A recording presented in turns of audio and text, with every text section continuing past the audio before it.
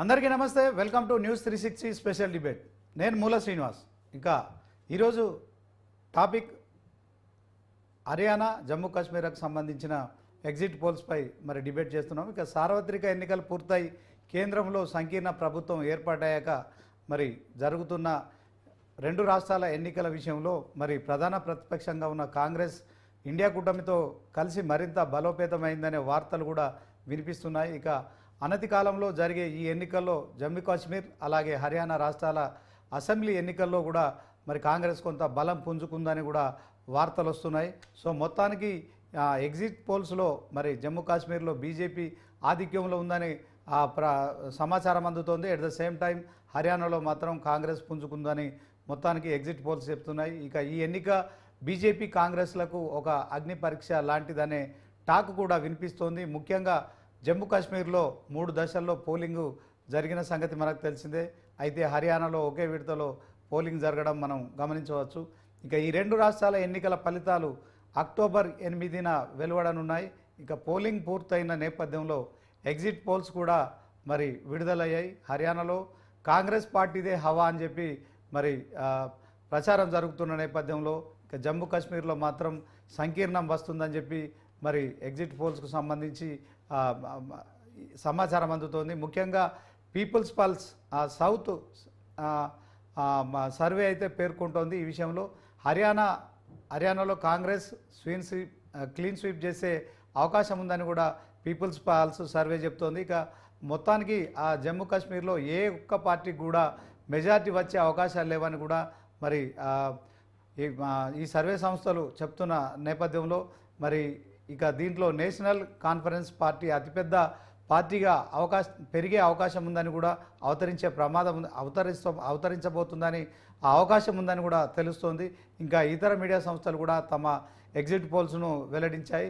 ఇక ఇది ఇవాల్టి ఎన్నికల సర్వేకి సంబంధించిన ఎగ్జిట్ పోల్స్పై మరి స్పెషల్ డిబేట్.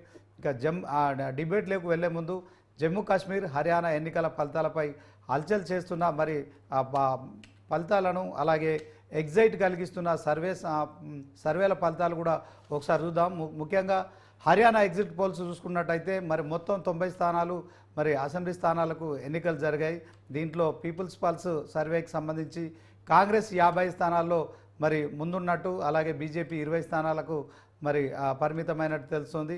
ఇక ఐఎన్ఎల్జీ 2 నుంచి 3 స్థానాలు, బీజేపీ 1 స్థానంలో గెలుస్తుందని మరి ఆ పీపుల్స్ పల్స్ సర్వే చెప్తోంది.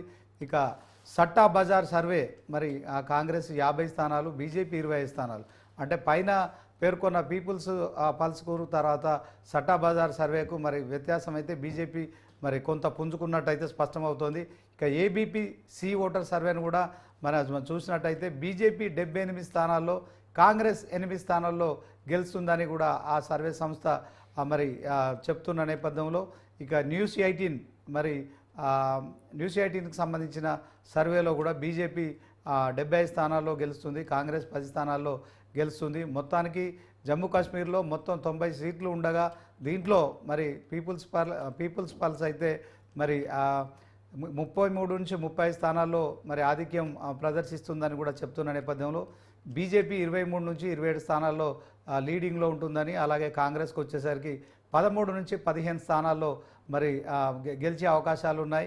ఇంకా జేకే పీడీపీ సంబంధించి 7 నుంచి 11 స్థానాలు, అలాగే ఏఐపీ 0 నుంచి 1 స్థానాలు గెలుస్తుంది. ఇతరులు మాత్రం 4 నుంచి 5 సీట్లు గెలుస్తారని చెప్పి కూడా మరి ఈ సర్వే సంస్థలు చెప్తున్న నేపథ్యంలో రిపబ్లిక్ మ్యాట్రిజ్ చెప్తున్న దాని ప్రకారం అయితే బీజేపీ 25, కాంగ్రెస్ 12, మరి ఎన్సీ 15, పీడీపీ 28, ఇతరులు 7 స్థానాల్లో గెలుస్తారని మరి ఆ సర్వేకి సంబంధించి మరి డీటెయిల్స్గా చెప్తుంది. ఇక ఇండియా టుడే సర్వేని చూసినట్టయితే ఇండియా టుడే సి ఓటర్ దాంట్లో మాత్రం ఎన్సీ కూటమి 11 నుంచి 15 స్థానాలు, బీజేపీ 27 నుంచి 31 స్థానాలు, పీడీపీ 2 స్థానాలు, ఇతరులు 1 స్థానంలో గెలుస్తాయని కూడా మరి ఈ సర్వే సంస్థలు చెప్తున్నాయి. సో ఈరోజు మరి డిబేట్లోకి వెళ్లే ముందు మరి మధు గారు ఉన్నారు, బీకాన్ స్ట్రాటజిక్ అలాగే సొల్యూషన్